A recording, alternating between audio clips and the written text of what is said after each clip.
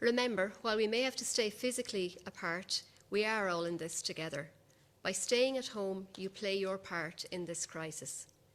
Keep up with your friends, family and neighbours as best you can in different ways, because that is important too.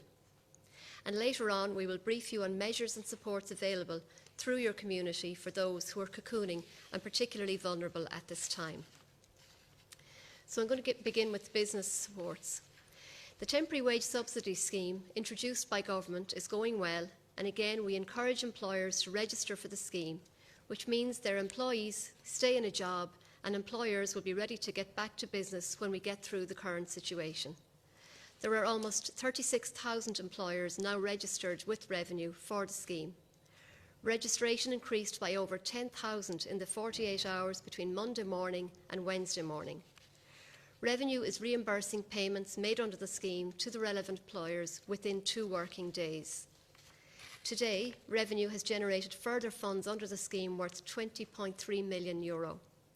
These payments will be in the bank accounts of the majority of the respective employers tomorrow, and the cumulative value of payments made under the scheme is now €54 million. As I've mentioned previously, there are a range of other supports in terms of guidance available for business at this time, and all of those details are available on gov.ie. An information notice and revised frequently asked questions document for employers and employees on COVID-19 related supports can now be accessed on gov.ie. You'll get the basic information on the income supports now available, together with answers to the most commonly asked questions, and they've just been updated. We wish to thank customers who submitted their application for the COVID-19 pandemic unemployment payment online through the www.gov.ie website.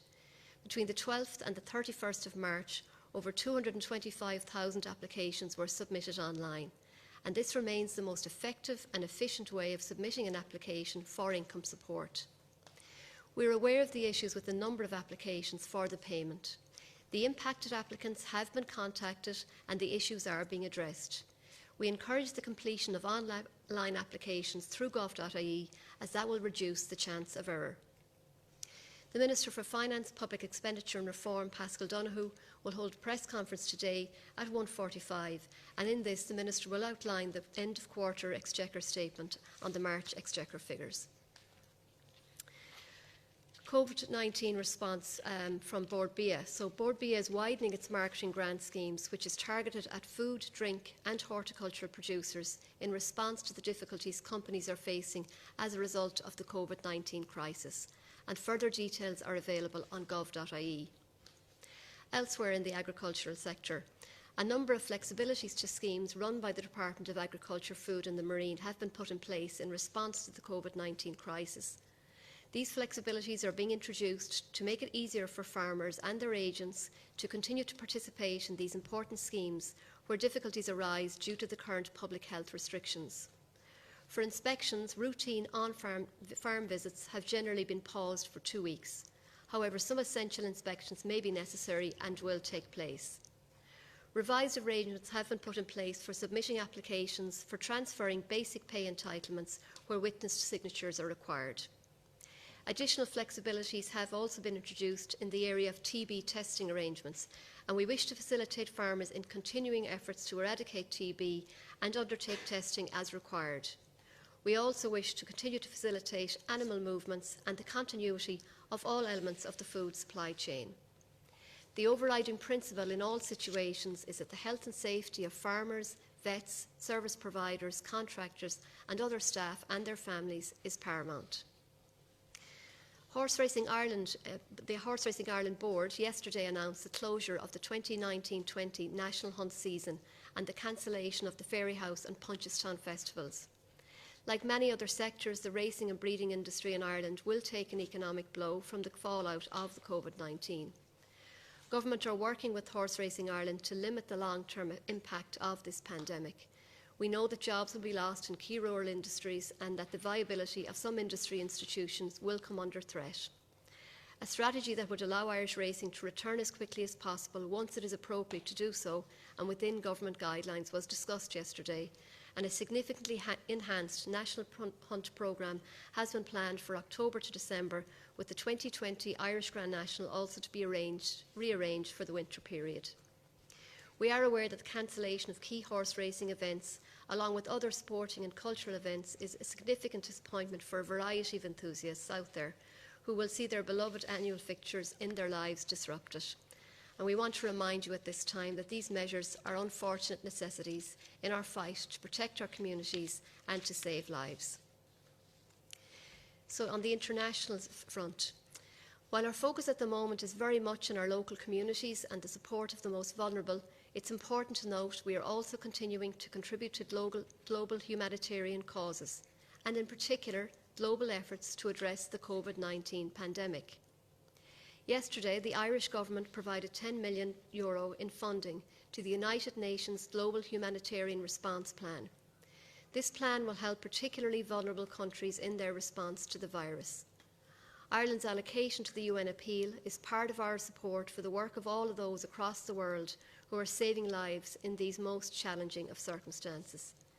This donation of aid will serve as a reminder that we are united on a global scale in the fight against COVID-19, and in practical terms, the WHO Health Organisation have been really clear: none of us are safe until everyone is safe.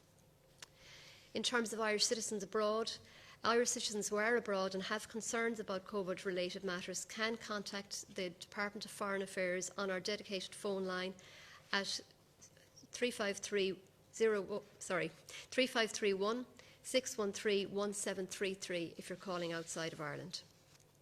This helpline has fielded nearly 14,000 calls over the month of March. Currently, we're trying to help over 1,000 of our citizens in 86 countries who are seeking assistance to return to Ireland. Many are small groups, but there are large numbers in Australia and a couple of hundred in New Zealand, and we're working with all of those. In terms of cross-border cooperation, at 2:30 p.m. today, Minister Ross will hold a teleconference with the Minister for Infrastructure in Northern Ireland and the Minister for Infrastructure in Wales.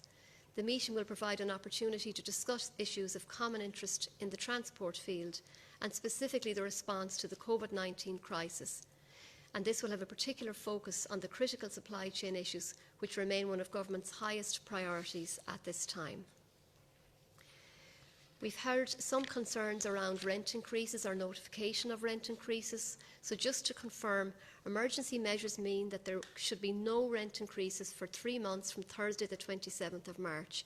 And once again, we ask landlords at this time to show forbearance with their tenants. So we also, I mentioned previously concerns we've had about fraudsters that may try to take advantage of this very unusual situation we find ourselves in. An Garda Síochána have asked us to remind you to be careful about COVID-19 related fraud and scams. There are those out there who will attempt to take advantage of people's fear at this time, and the Gardaí are encouraging people to be cautious in the following circumstances. Beware of anyone calling to your house offering services in relation to COVID-19. This includes services for COVID-19 tests. Health Service executive staff, ambulances, nurses, paramedics, doctors will not call to your house unless you've been in touch with them first. Also beware of bogus charity collectors. There should not be anyone carrying out street or door-to-door collections at this time. If you're approached, please report it to An Garda Síochána. Also beware of emails and online requests and online advertisements, particularly those offering COVID-19 related tests and products. Don't click on unsolicited links. And we're really conscious that people are online maybe more than they usually are, so that's something to be particularly aware of. Always double check before transferring any money or buying any product, and that includes businesses making online payments. And always report any activity you think might be unusual or fraudulent. It's never too late to report a fraud, but timely reporting makes it more likely there's an opportunity to try and step in and save you your money. And I just wanted to mention also we had a do not drink notice in Clare on the INA Group water scheme, and that was lifted yesterday morning. And then my final note for today is that the CMO is back at his desk. So I'm now going to introduce the community briefing that we have this morning. And this is an introduction on Ireland's community response to the COVID-19 crisis. I have mentioned in previous briefings that the local authority fora, which have been set up to mobilise communities at local level, and they have been put in place to support people who are most vulnerable during this time. To brief us further on that, I would like to welcome Tánaiste Minister for Foreign Affairs and Trade, Simon Coveney TD, Minister for Rural and Community Development, Michael Ring TD, Minister of State for Local Government, John Paul Phelan TD, and Anne-Marie Farrell, Chief Executive of Fingal County Council.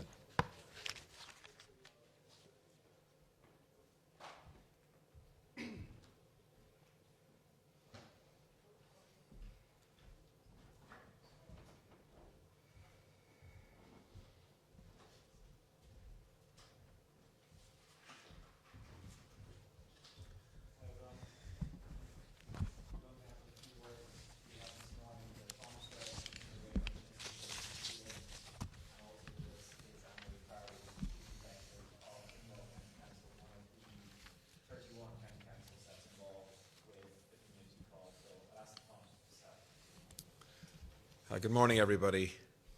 I want to express profound and sincere thanks, as we do every day, to everybody who is helping in this crisis, from frontline staff in medical and essential services to everyone who is simply observing medical advice. The message stays strong, staying apart so that we can stay together, working together so that we can stop the spread of this virus.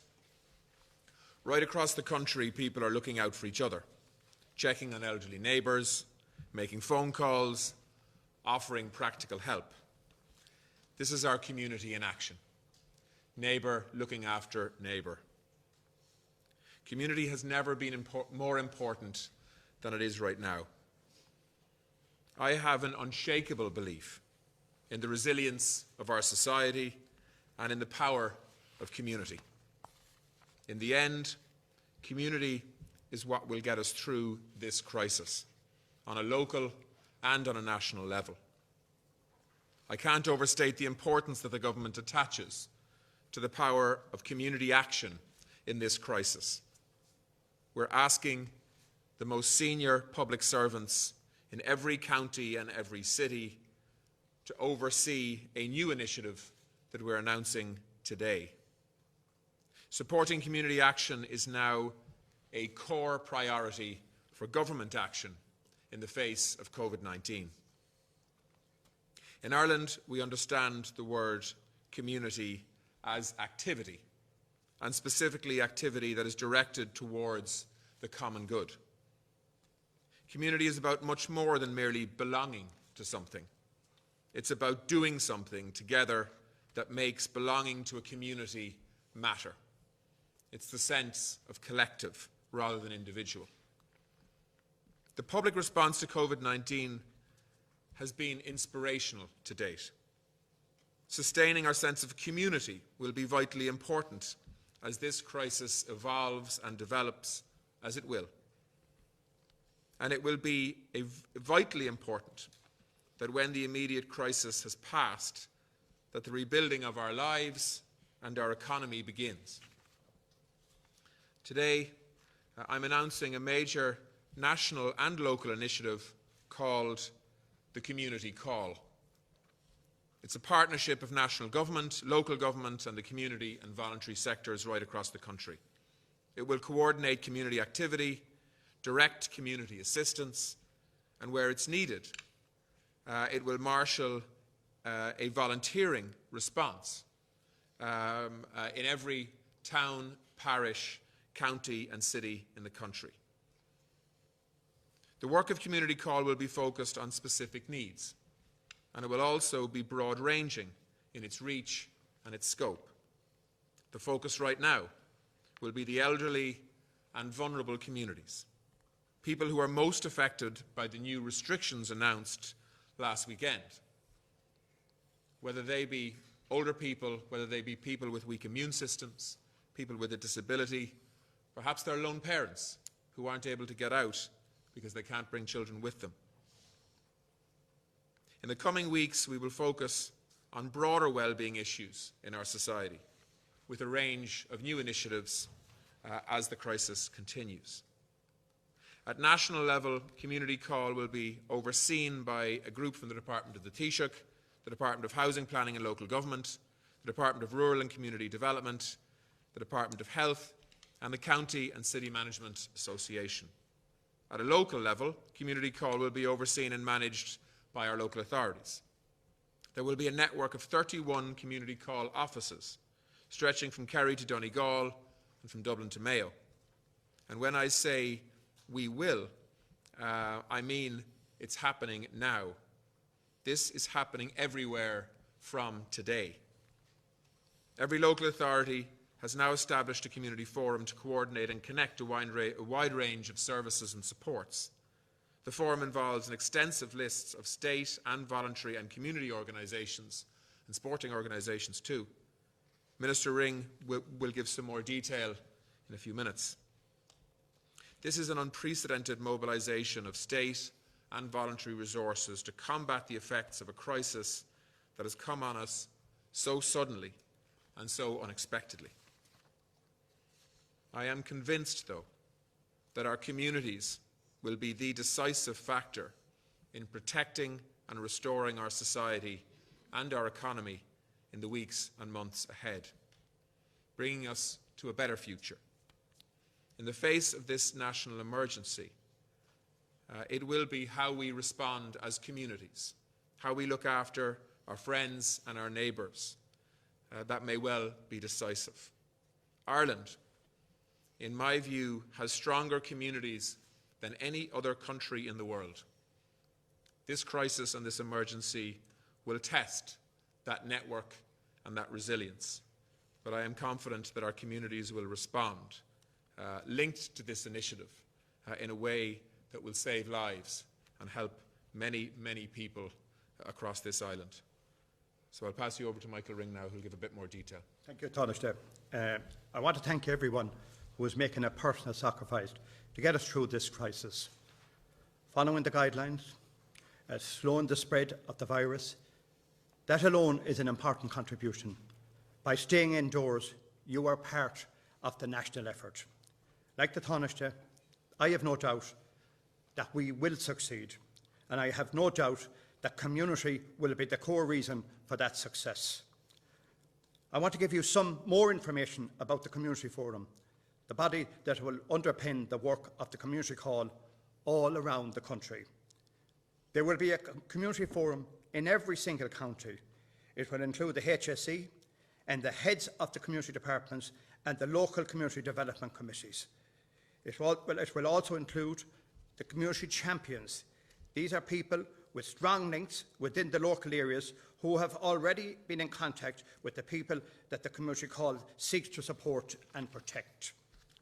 On Garda Síochána, the local volunteer centres, the local development companies, the Red Cross, Civil Defence, the GEA, the IFA, the Public Participation Network, Age-Friendly Network, Local Link Citizens Information, Migrant Forum, church organisations, all of these are part of the forum and all have a role to play. But there is one organisation that is central to Community Call, which I want to single out, alone. It is an organisation that already understands the problem of isolation now being caused by people being affected by this virus. The Alone helpline that will be the national phone number for the Community Call, for which call will be redirected to the local authorities. I want to give you an assurance that the local authority resources are in place, staffing has been upgraded, helplines and help desks have been set up, case management systems are operating so that every request or offer of assistance will be logged and followed through. The Tánaiste is right when he says that the community is about action. Today we are coordinating our actions for the common good. This is now a structure in place that will help us all to be more effective. I'm asking everyone to use this structure. Pick up the phone, talk to the people with experience and find out where your contribution can be best. I want to say to people out there today, people that feel isolated, people that are alone, people that are living in rural Ireland, we will be there to help you. Nobody will be left behind. Do not be afraid. I'm calling on neighbours and the Tánaiste to talk today about community. The most important aspect in this is neighbours, because every neighbour knows each other and people trust their neighbour. And I'm asking neighbours today to take up the phone, and everybody has a phone and has a mobile phone now, and ring your neighbour to see that they're okay. Give them your number and say, make that call if you need it. Do not be afraid. The state is there, the government is there, the voluntary organisations is there, everybody is there to help. My department today are also announcing a senior alert scheme, which will be, we have 80,000 people that participate in that. And regular calls and checks on their well-being will be made from Pobble to see that their senior alert pingent is working. They will get that call. So if you get that call and you want support, you want help, give the details to that caller and they will pass it on to the people that you need or want. Again, to our neighbours, I want to say, support one another in this difficult time. My department is also launching a brochure here today, advice for people giving support. And this is very important that they read this, because people have to be careful when they're helping their elderly loved one. And people also must realise, people are saying, well, we can't leave our house. If it's for a need and for help for your neighbour, you can leave your house to support your neighbour. Advice for people who need support. That advice and that leaflet will be sent out today to everybody will be getting that. In relation to my department, we're coordinating the voluntary centres. Anybody who wants help will get help. And anybody that makes that call, the volunteer centre will put them in touch with the people that need to be helped. And I'll say this again to the elderly people, the vulnerable people that are afraid out there. I know that you're getting messages on media that frightens you. I know that you're getting it on Facebook that's frightening you. I want to say again to the people on Facebook, stop putting up messages that are not true.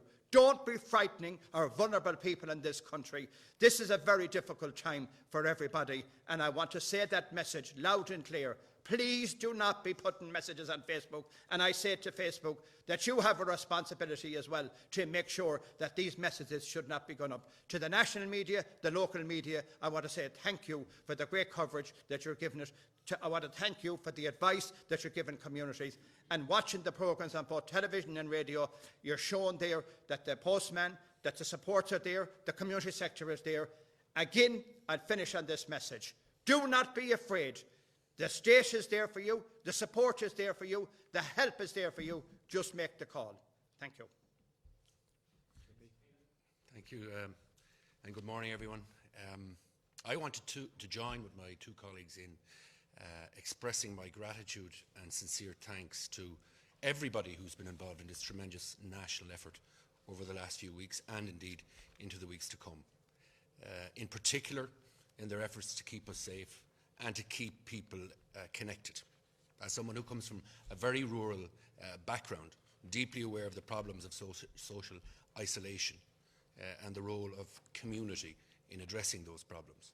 As Minister Ring said, neighbours are fantastic. And even in the course of the last few weeks, we've seen new generations of people getting used to using social media in terms of contacting their families, their friends, and indeed in some cases grandkids. I would urge people too to pick up the phone to their neighbour who may be feeling isolated and ensure that their local needs are met. Like my colleagues, I've no doubt that community action and community values will get us through this crisis. I want to make one additional observation. We've 31 local authorities across the country.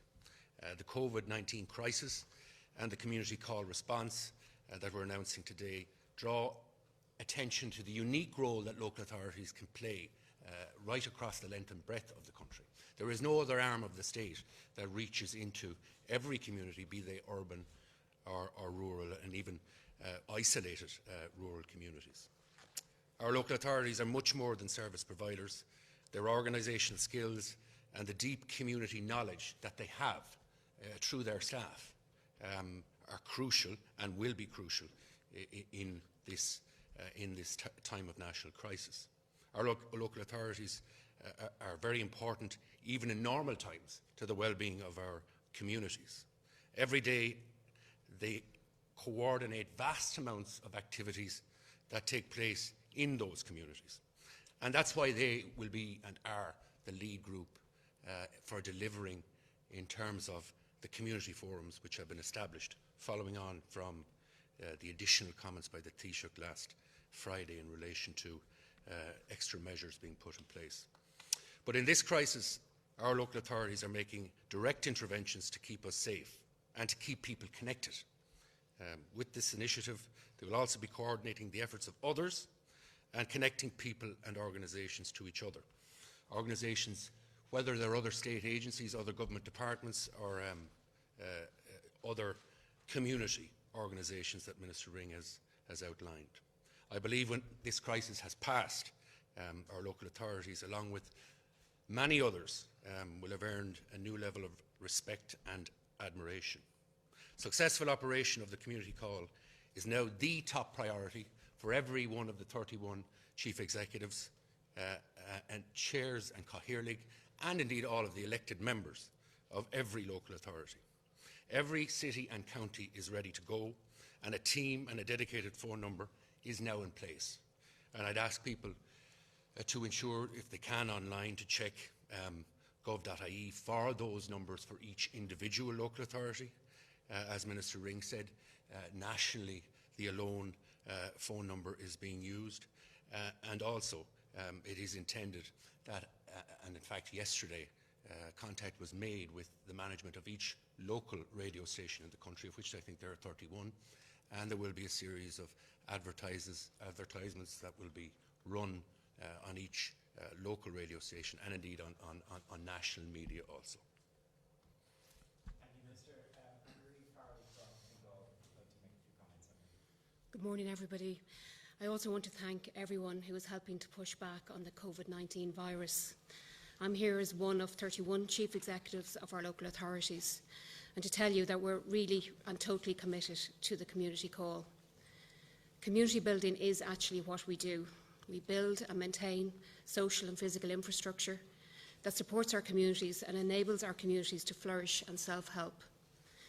Community call will be our absolute priority in the coming weeks, and it will be my personal priority and that of every chief executive of local authorities in the country. There are big actions involved and small but crucially important interventions. A practical example of a small but important intervention in Fingal is that we have a Meals on Wheels service. Many of our volunteers are over 70. Now they are cocooned, so we need new volunteers to step in for this time. Community call gives us the structure to solve this kind of problem. And of course, we very much look forward to all our usual volunteers returning to their roles as soon as possible. Community call shines a light on both the needs of our communities and the volunteering resources that are out there, and enables us to bring them together. Community call shines a light on both the needs of our communities and the volunteering resources. The Community Call Forum, repeated 31 times throughout the country, will be a massive shared resource. We will also help structure volunteering, use Garda-vetted volunteers, and ensure that each volunteer carries an authorisation.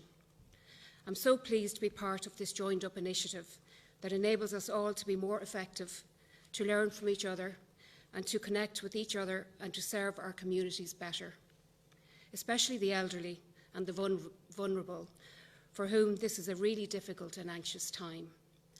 The Taoiseach's words give me hope that we are all learning something very important in this crisis, that community really matters, and that we can make life better for everyone by coming together and by thinking together and by acting together. Thank you very much, Anne-Marie. Thank you, Ministers. We have questions at the microphone coming around, so we'll start with Casey here for broadcast. Casey. Just two quick ones. Can you maybe give some examples of the kind of things that the elderly, vulnerable people or lone parents, as you said, that can get assistance with? I know some people think that the things they've needed help with have been too trivial with, so maybe some examples might help. Yeah. And then secondly, is it, I suppose, a fair assumption that these measures around cocooning will go beyond the initial 2 weeks they were announced for if you're announcing such a big initiative? Yeah. Oh, sorry.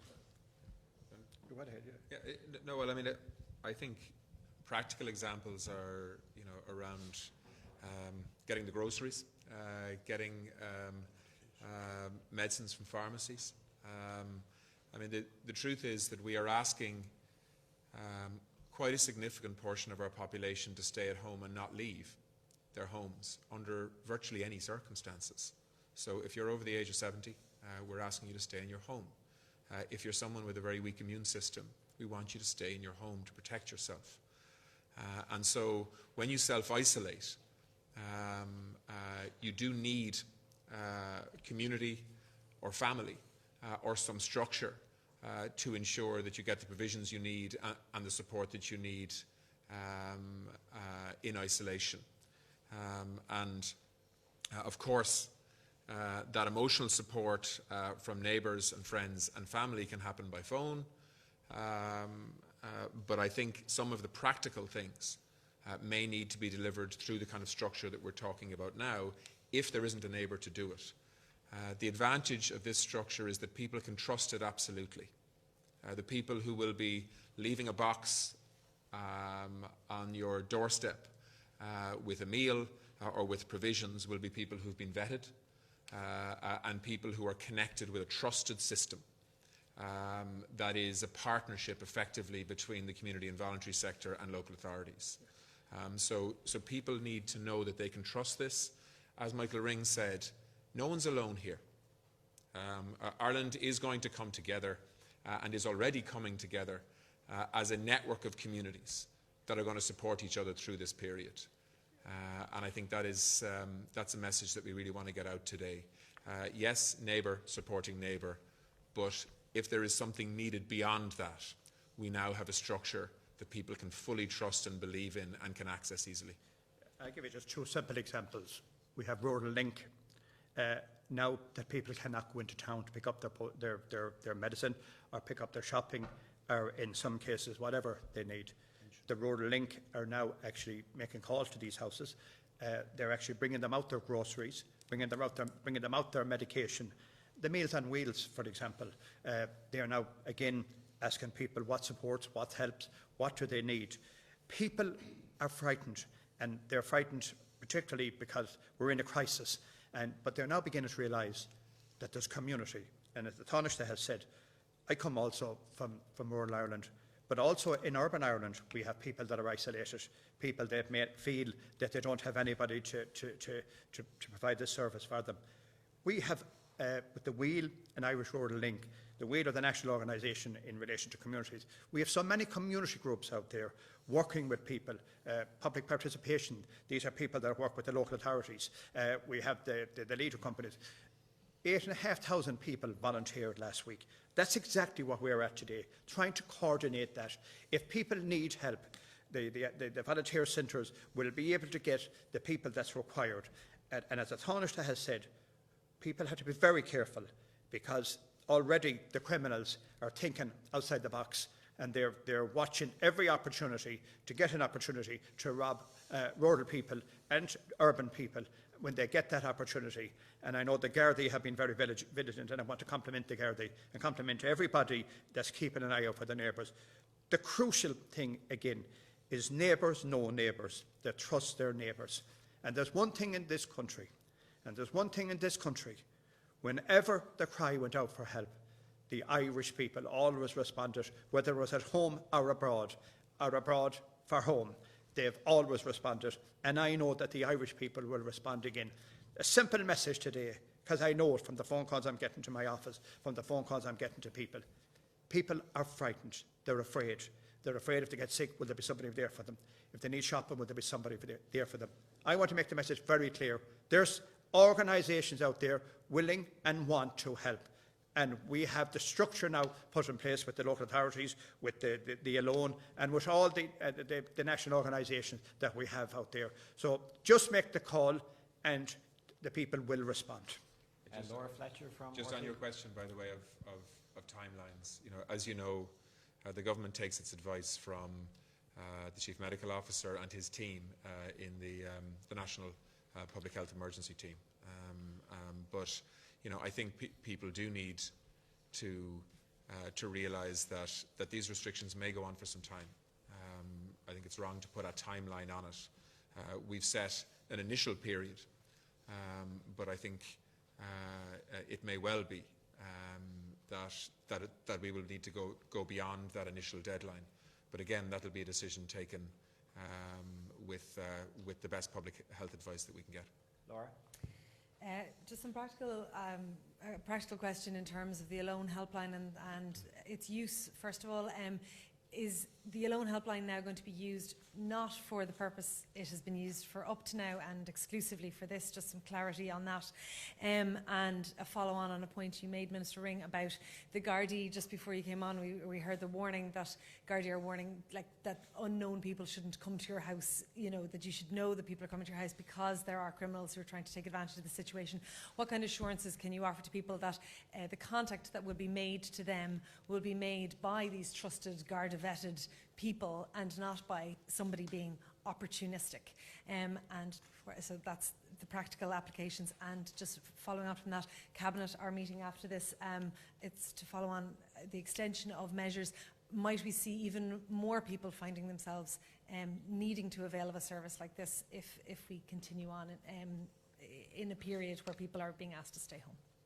Well, in relation to the question you asked about Alone, yes, Alone, we have supported them financially and to take on extra staff, particularly for this crisis that we have. And Alone have already the expertise there in relation with dealing with people. What we are saying is, in relation to the Seniors Alert Scheme, we will be ringing people, but these will be people, 80,000 people that already have the Senior Alert Scheme, and we'll be asking them to make sure that they have their batteries in it, that they're up to date, that they know where they are, that they have them beside them. And again, what we'll be saying to people is, if you want support, if you want help, if you want to give your details, your telephone number, it will be given to Alone, and they will then contact the organisation that needs to be contacted in relation to the support and help that they need. And, we've been, as you know, Alone and all the other organisations we have, as the Tánaiste has said, I mean, these have all already been Garda vetted. But again, I'll come back to the point that I made earlier. Your neighbour is the best person to give the help, because your neighbour is the one that they know. And we, as people are now volunteering, we also have to make sure that these are people that we know, that we can get vetted as quickly as possible to make sure that they're suitable people to be calling on people that they don't know. So the Alone number will be used by everyone trying to access the scheme, and no one will be contacted by someone that they're not expecting. Well, Alone will get the calls, and they will take the numbers, and they will pass it on, as will the volunteers. We have also the volunteers there that will be taking the details. They will pass it on. Like the local authorities also have a helpline there now from 8 in the morning till 8 at night. Alone, my own department are supporting the national organisations, giving them advice. And that's why we brought out the 3 brochures in the last week. And that's why today we have that brochure again, to the do-nots and the do's, because we have to be very careful. We're dealing with people now that are frightened, we're dealing with people that are alone, and we're dealing with people that, when they make that call, that they need help. And we're doing this in a very sensitive way. We have thought this out very carefully, and we're putting the resources in place to make sure that we can help the people that need help. And particularly, and this is a message I want you to get out today, is people need to know the support, the help, and people are there for them, because people are worried that they would be left alone, that they would be isolated, particularly. And neighbours, I want to say again to people, if they're going to help their next door neighbour, they have a reason to be leaving their home. And if the Gardaí, pull them, they can just say, I'm going to visit an elderly person. So just to reassure people that they're able to support one another. But look in relation to Alone, they're doing a superb job. and as with Pobble and all, the Wheel, Irish Rural Link, we have many, many national organisations, Meals on Wheels. In fact, when this is all over, and it will, and this will pass, people will see what the voluntary and community sector do for this country. Sometimes the national media don't actually see what these groups do for vulnerable people in rural Ireland. They're at this 52 weeks of the year. This is just a crisis now that we need more support, need more help. 8,500 people offered to volunteer last week, and that shows you the country that we have. I might just ask Anne-Marie Farley as well, as one of the chief executives of one of the local authorities, to talk about the helpline. Yeah, so there's a complete integration between the Alone helpline and the local authority helplines. And indeed, Alone were part of the initial set-up meeting of each of the fora. So they informed us as to the gaps in the supports that are available at the moment. They've been experienced those 8,000 calls over the last number of weeks. So they've had a lot of interaction with the elderly, particularly in relation to their emotional support needs and well-being needs. But they also found out from those old people that there were additional supports needed that can now be offered through the local authority helpline. So it's not that every person needing support needs to ring one or other helpline. There's a seamless integration between both, and we make sure the help reaches the right place. Pat Leahy. Tánaiste, can I ask, the Taoiseach mentioned a figure of 15,000 by the end of March several times over recent weeks. Now, clearly that was before taking the measures introduced into account. But is the current trajectory of the growth of the numbers of cases and presentations in hospitals, is it at a level that will be that the hospital system will be able to deal with? Or on current projections, will you reach a point over the coming weeks that will exceed hospital capacity? And on different question, the progress towards the formation of a new government appears to be speeding up. Do you have concerns about the disruption in government that would be caused by a change of several ministers? On the first question, I think it's important to take positives when they're there. We have certainly seen the spread of this virus staying below what the expectation might have been a few days ago and certainly a few weeks ago. But I think we would be wrong to be complacent because we've seen in other countries how quickly the spread can actually accelerate. And so that is why our focus has been on as much testing as we can do, backed up by intensive contact tracing. We now have 1,400 people that are trained to work in contact tracing. We're now applying that contact tracing model to people who haven't even tested positive but have symptoms and are waiting for a test. So we're not waiting for some of the barriers to more testing to be resolved around testing reagent and so on in labs, although we are working on that. And we've also got an awful lot of extra test kits in, so that's not a barrier anymore. But I think the important thing is that the message goes out that if you have symptoms, regardless of whether you've tested positive or not, you self-isolate and you behave as if you have tested positive. And the state infrastructure that's been put in place around contact tracing now also kicks in because we know that the best advice from the WHO and from many other trusted sources is the more you test, the more you contact trace, the more you understand where the clusters are and how they're growing and developing, and the more accurate your response can be to actually contain that spread, which is the basis of our strategy. And what the CMO has been saying in recent days, which is encouraging, is that through contact tracing we now see that the number of people who have either tested positive or have symptoms have been in contact with is a lot smaller now than it would have been 10 days ago, which again shows that strategy is working and informs our National Public Health Team in terms of the restrictions that they advise the government to implement. So despite some of the challenges in terms of getting to the numbers of tests that we want to get to every day, which is over 10,000, we can still do a huge amount and are doing a huge amount through effective contact tracing and through the work between GPs and their clients in terms of making sure that we are understanding where the clusters of spread are and how we respond to them. So as regards our hospital capacity, as Paul Reid has said over and over again, effectively what the HSE is doing is doubling bed capacity in the space of a couple of weeks to add, if we need it, an extra 10,000 beds to the system. They're not obviously all the equivalent of hospital beds, but they are beds that can take huge pressure off the conventional hospital system to actually create space in our hospitals for patients if we see a dramatic increase in the number of people that need hospital care, as we expect we will.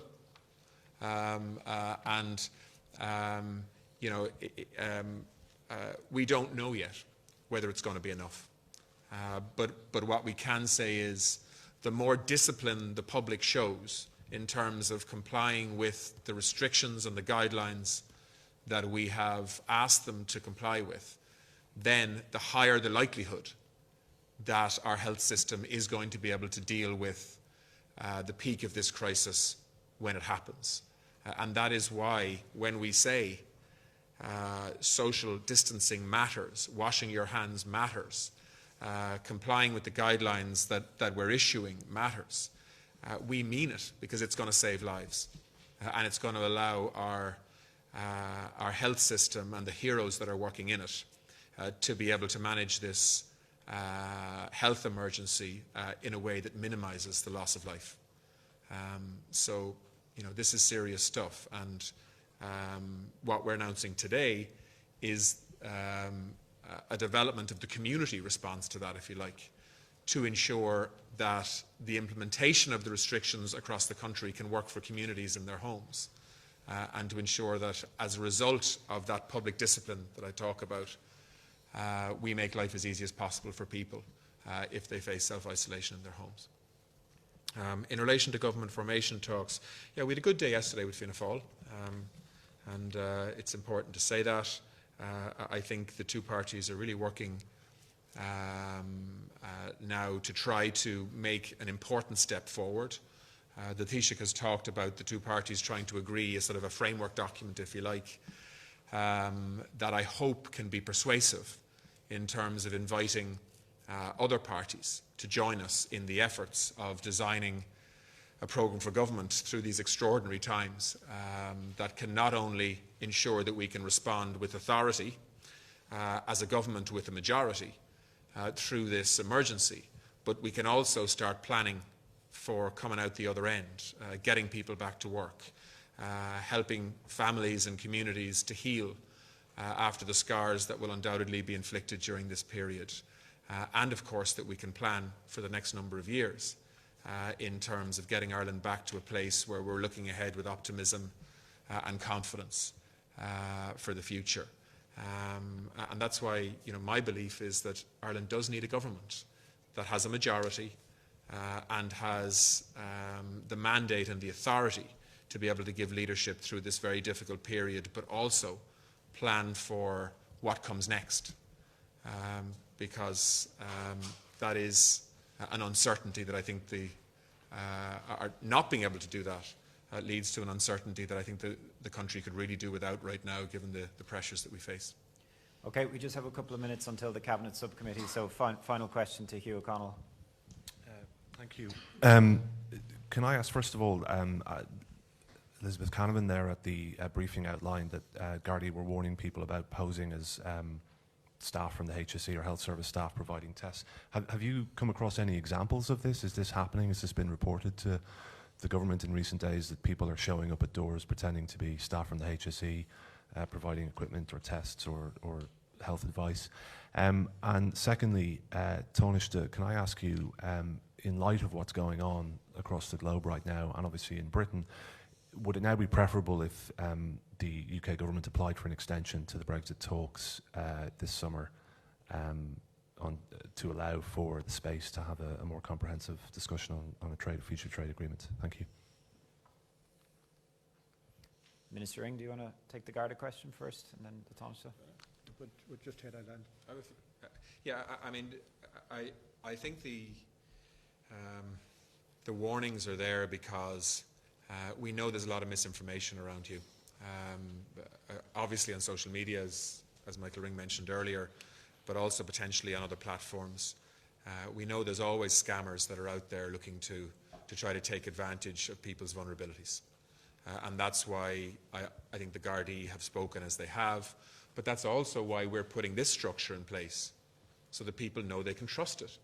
You know, that's why we want to thank every local radio station in the country that's going to put out the phone numbers within local authorities for people to be able to access support and services locally.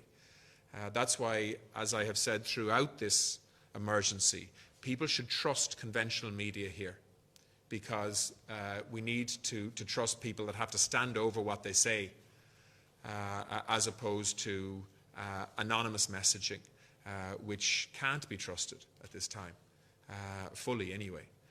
So what we have and what we're launching today now is a community call that is linking up the community and voluntary sector with a clear structure led by local authorities that people can believe and trust. And people should use it because of that. What was your second question, Hugh? That was for me, I think. Brexit. The first one, just in relation, sure, you know criminals never go away, and they're always looking for opportunities to get the next scam, and they're at it already. People are getting calls in relation to different schemes that are not there at all. That's why with this brochure, we're telling people they're not to give away their bank details, their personal details, only to a known person to them or a known organisation. And if they're not happy that somebody gives them a call and they say they're from such an organisation, we're asking them to ring that national organisation immediately. If it's somebody that's saying they're from the county council, that they'd ring the county council helpline immediately to see if there's somebody there that has made contact with them.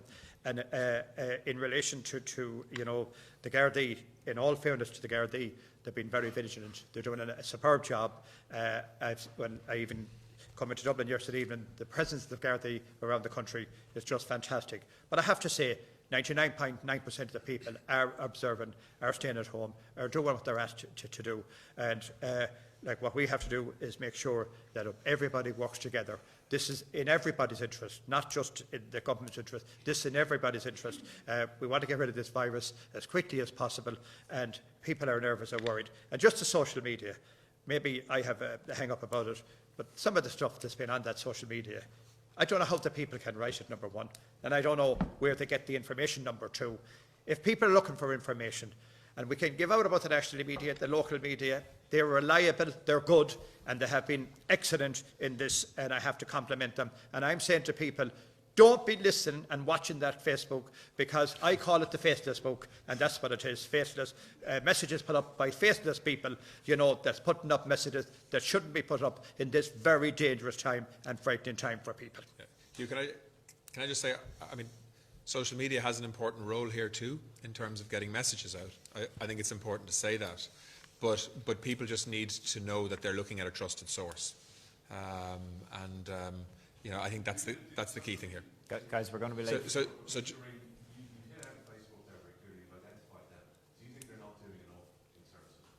They should be doing more, as far as I'm concerned. With some of the messages that I've seen up, they should be doing more. They should be monitoring more. I've seen that they have starting to block some of the messages on some of the people that are putting them up. They should be doing more. This is not ordinary times. These are different times now. And people are depending on information, and the information they get, they want it to be correct information. And look, we saw this through the election. People got away with it. And what we need to know, that the information in relation to this virus is reliable information from the HSE, from the government, and from yourselves. Just on Brexit, Hugh, yeah. Look, I mean, as somebody who was, living and breathing and sleeping Brexit for about 2 years, it's amazing how a focus and a priority changes. There aren't too many people asking me about Brexit now because we're in the midst of a national crisis involved relating to public health, and so is the UK, and so are many others. And so I would hope that the British government will be pragmatic in relation to what they seek, and that the EU negotiating team would be pragmatic also. The timelines for Brexit before COVID-19 emerged on the scene were extraordinarily ambitious and very difficult to comply with. So let's wait and see how that conversation develops. I've learned not to be giving advice to the British government from Dublin. It generally doesn't go down too well on Brexit. They'll make their own decisions as they always do, but I do think that in the medium term, the consequences of the outcome of the Brexit negotiations are extraordinarily important for Britain, for Ireland and for the EU collectively. And I think we need to ensure that the time and space is available to be able to do that properly. And right now, there are other priorities, quite frankly, to keep people alive that should be the focus of government attention. But as I say, I'll leave the British government make up their own minds on that in terms of what they ask, but I'm pretty confident that the EU would respond generously to a request for an extension of time should that come. Thank you, everyone. We've got to go. Thank you, Ministers. Thanks, everyone.